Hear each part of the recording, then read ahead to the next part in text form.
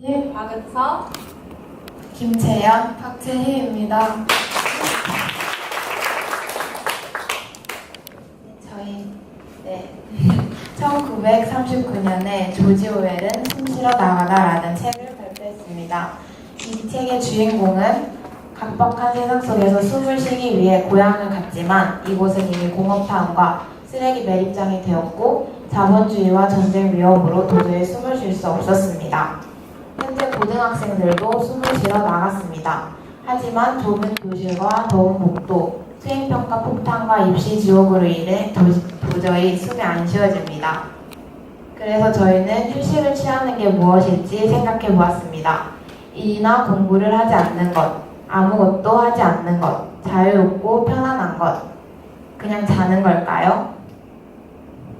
그래서 저희는 학생들에게 언제 살아있다고 느끼는지 물어봤습니다. 설마 공부할 때? 아니죠. 어디를 놀러 가려고 계획을 짤 때? 맛있는 걸 먹으려고 고를 때? 마음에 드는 이성을 만났을 때? 친구나 어른들에게 인정받았을 때? 그리고 내가 스스로 선택해서 딴짓을 할 때 저희는 살아있다고 느낍니다. 이들의 공통점 바로 몰입이었습니다. 대부분 사람들에게 어디서 몰입이 잘 되는지 물어보면 카페라고 합니다. 그래서 저희는 카페의 몰입의 비밀을 찾기 위해 두 군데 카페를 다녔습니다. 출발해볼까요? 출발! 첫 번째로 저희가 간 곳은 제이콥하우스라는 카페입니다.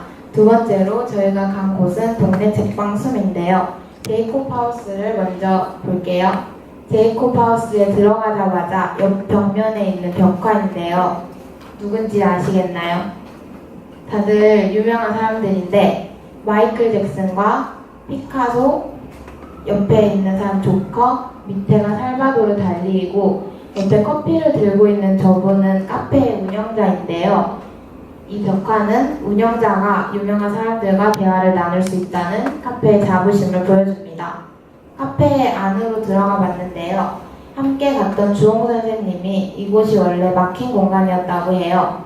근데 이것을 뚫어가지고 열린 공간으로 만들었고 옆에 구석에 보면 조금 지저분하게 돼 있는데 방이었던 흔적을 일부러 남겨가지고 방의 역사를 보여주고 좁아서 아늑하고 다른 곳과 구분되는 효과가 있어요. 그리고 지하실로 내려가는 공간에도 시멘트로 깨끗하게 정리하지 않고 공간의 역사를 남기고 여기에 장식을 더해가지고 더 멋지지 않나요? 오래된 라디오, 오래된 가구 인형들 때문에 이곳의 컨셉은 처음부터 레트로였나요? 라고 아는 체를 해봤는데 눈썰미가 있네. 하지만 컨셉을 고정하지는 않았어요. 라고 하셨어요. 제이콥을 정리해보면 이곳에는 몰입의 요소가 있어요. 첫 번째로 다양성과 통일성을 한 번에 잡아서 소품이 통일되었고 색이 안정돼 있어서 오래 있어도 피곤하지 않았어요. 두 번째로 오래된 방과 곳곳의 흔적에서 공간의 역사를 남겨 사용자가 공간의 쓰임을 알 수 있었어요. 그리고 예쁜 조명과 소품은 덤으로 보는 재미가 있었어요. 이곳은 두 번째로 아낌없이 드는 남의 공간 동네 책방 숨입니다. 저희는 서점을 자주 가지는 않지만 그곳에는 책이 너무 많아 어디서 어떤 책을 골라야 할까 잘 모르는데 이곳 숨에서는 책들을 잘 분류해놔서 한눈에 볼 수 있었고 특히 강주로 주제를 한 책이 있어서 인상 깊었습니다. 그리고 문화행사와 이벤트가 잘 이루어져 있다고 들었어요. 이런 것들을 통해 몇 가지 공간 포인트를 발견했는데 한번 보실까요? 공간 포인트 1. 라방. 이곳은 원래 창고로 쓰이던 공간인데 지금 방으로 쓰고 계셔가지고 자투리 공간 활용을 잘 하셨어요. 공간 포인트 2. 라방. 사용자의 심리적 거리감을 완화시켰어요. 원래 이분들은 이 책방을 목회 활동에 쓰시려고 하셨는데 그렇게 되면 특정 종교에 거부감을 가진 사람들이 쉽게 다가오지 못하기 때문에 포근한 분위기로 바꾸셨고 목회 활동하는 공간을 카페 2층으로 옮기셨어요. 공간 포인트 3. 마법 책들을 빽빽하게 꽂아서 많은 책들을 꽂아놓는 것보다 전면 전시를 통해서 책의 표지를 보이게 하면 더 읽고 싶잖아요. 그래가지고 전면 전시로 책을 꽂아 놓으셨습니다. 공간 포인트 4. 마지막 공간 포인트는 저희가 카페 주인분들을 만나서 이야기를 나눠봤는데요. 이분들은 저희에게 책 대신에 보드게임을 보여주셨어요. 이 보드게임은 동네 주민들과 이곳에서 함께 만든 건데 완벽한 공간에 손님을 초대하는 것이 아니고 동네 전체를 숨으로 보고 이곳에 오시는 분들과 이야기를 나누면서 쌓아갔더니 공간이 스스로 자랐다고 하셨어요. 그리고 지금 보시는 책상은 좀 지저분한데 순책방을 만들 때 목수들이 쓰시던 작업대를 책상으로 만든 것이고 일부러 그때 사용했던 도구들의 흔적을 더 남겨가지고 이걸 보실 때마다 마음을 다잡으시면서 처음 마음으로 돌아가신다고 해요. 다음으로 저희가 발견한 것은 긴 그림책인데요. 같은 장소를 시간의 흐름에 따라 보여주는 겁니다. 저희는 이제 후배가 들어오고 저희는 졸업할 텐데 이제 아키노리타의 변화 공간의 역사를 이 책으로 나타내서 보여주면 매우 인상 깊을 것 같습니다. 동네 책방을 정리해보면 이곳에는 아늑함과 공간별 포인트가 있었고 이곳에서도 역사의 흔적이 느껴졌습니다. 그 다음으로 저희가 간 공간은 예술의 공간 메이홀과 고구노 갤러리입니다. 먼저 메이홀의 주제는 광주 정신은 남고 고정관념은 가라인데요. 여기 보이는 이 벽돌은 실제 광주의 구 도청 화물대에 나온 흰색 벽돌을 갖다 놓은 곳이라고 합니다. 그리고 여기 보시는 이 녹색 피아노, 혹시 녹색 피아노 보신 적 있으세요? 저는 처음 봤는데 이게 바로 고정관념에서 벗어나려는 노력이라고 하셨어요. 다음으로 고구노 갤러리를 한번 볼까요? 고구노 갤러리의 주제는 저항과 재미를 분리하지 마라입니다. 왼쪽 사진을 보면 벽면이 깨끗하게 정리되어 있지 않잖아요? 저희는 이 부분에서 약간의 저항 정신을 느낄 수 있었어요. 그리고 고구노 갤러리에 있던 소소하지만 오른쪽에 있는 사진은 휴지거리인데요. 굉장히 소소하지만 재밌고 귀여워서 인상 깊었어요. 별것 아닌 일상적인 공간에 재미를 더하니까 조금은 특별한 공간이 되어가고 있는 것 같죠?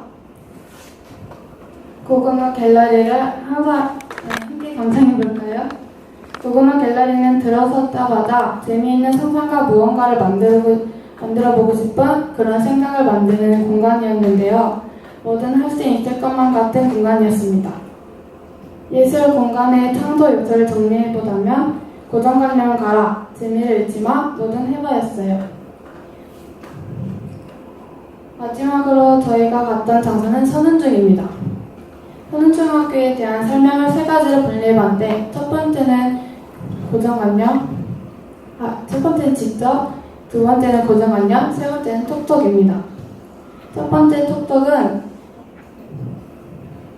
직접은 저희가 새롭게 바꾸게 될 학교 공간을 좀 더 잘 꾸미기 위해서 같은 변화를 겪은 선운중에 직접 찾아본 것인데요. 지금 이 사진은 선운중의 2037이라는 공간입니다. 2037이란 선운중학교의 주소로 선운로 20번길 37번지를 의미합니다. 이 공간은 매점, 동아리 활동실, 회의실 등 이 밖에도 외부 손님을 맞이하는 공간이기도 합니다. 저는 2037에서 카페 같으면서도 편안하게 쉴 수 있는 분위기를 느껴 인상 깊었습니다. 두 번째 키워드는 고정관념입니다. 두 번째 키워드를 고정관념이라고 정한 이유는 제가 선운중에 갔을 때 학교에 이런 공간이 있을 수 있나? 신기하다, 재밌다 라는 생각이 들었기 때문입니다.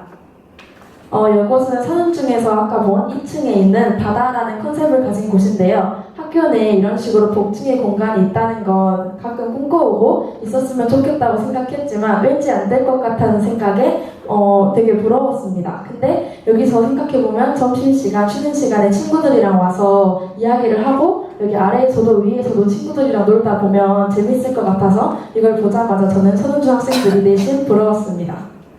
그리고 그 옆에 있는 구조물인데요. 여기는 서른중학교 학생들도 공간 혁신을 하면서 야호센터에 왔는데 야호센터에서 이 구조물을 보고 마음에 들어 하시자 바다라는 컨셉에 맞게 물고기 모양으로 전문가분께서 디자인해 주셨다고 해요.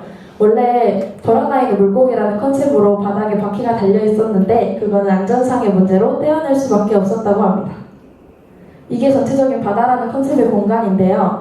여기는 탈의실인데 원래 이 탈의실은 불이 들어오는 곳도 있고 안 들어오는 곳도 있고 안에 거울도 없어서 닫으면 조금 갇힌 것 같고 무섭다는 의견이 많이 나왔어요. 그래서 선생님들한테 학생들이 바꿔줬으면 좋겠다라고 말을 하시자 선생님들과 함께 조명을 바꾼 게 아니라 안에 있는 벽의 색깔을 학생들이 직접 칠하면서 봄, 여름, 가을, 겨울, 바닷속 풍경이라는 컨셉을 가지고 만들었다고 해요. 잘 보면 바닷속 풍경에 맞게 개도 있고 오징어 그리고 물고기도 그려져 있습니다. 세 번째 키워드는 톡톡인데요. 톡톡에서는 제가 서른중에서 본 아이디어가 톡톡 뛰는 그런 것들을 소개시켜 드릴 거예요. 이거는 서른중에 있던 어떤 낱말인데요. 무슨 단어인지 아시겠어요? 이거는 2층에 있던 바다라는 컨셉에 맞게 바다라는 단어입니다. 이 디자인도 학생들이 참여했다고 해요. 그리고 이 두 가지는 서른중에 있는 공간의 간판인데요. 2037 그리고 꼬물이라는 공간인데 공간의 이름부터 디자인까지 학생들 사이에서 공모전을 열어서 학생들이 직접 이름도 정하고 디자인도 열어서 그 표본을 직접 전문가분들께서 그대로 만들어주셨다고 합니다. 방금 본 꼬물이라는 공간은요. 아까 본 것처럼 서울중학교에서 2037 공간을 만들기 위해 만들었던 공간이기도 하고 지금은 약간 목공 동아리에 활동하는 장소로 되어 있는데요. 목공 동아리의 활동 장소답게 손잡이가 흔하지 않고 시멘트를 바르는 도구로 되어 있어서 인상 깊었습니다. 숨을 쉰다는 것은 살아있는 것이고 저희는 이 살아있다는 것을 어떤 것에 몰입하는 것과 어떤 것을 창조하는 것에서 나온다고 생각했어요. 저희는 처음에 답사를 아키놀이터 2를 만들기 위해 갔는데 예쁜 것과 좋은 것만을 구경했지만 계속 그 공간을 찾아가고 이야기를 듣다 보니까 그 속에 담긴 정신이 공간을 더 빛나게 만들어주더라고요. 공간은 단지 빈 배경을 말하는 것이고 장소는 공간의 이야기가 담긴 것을 말한다고 해요. 저희는 아키놀이터 2와 함께 이 요소들을 담아서 하나의 장소를 만들어가고 싶습니다. 지금까지 저희 발표를 들어주셔서 감사합니다.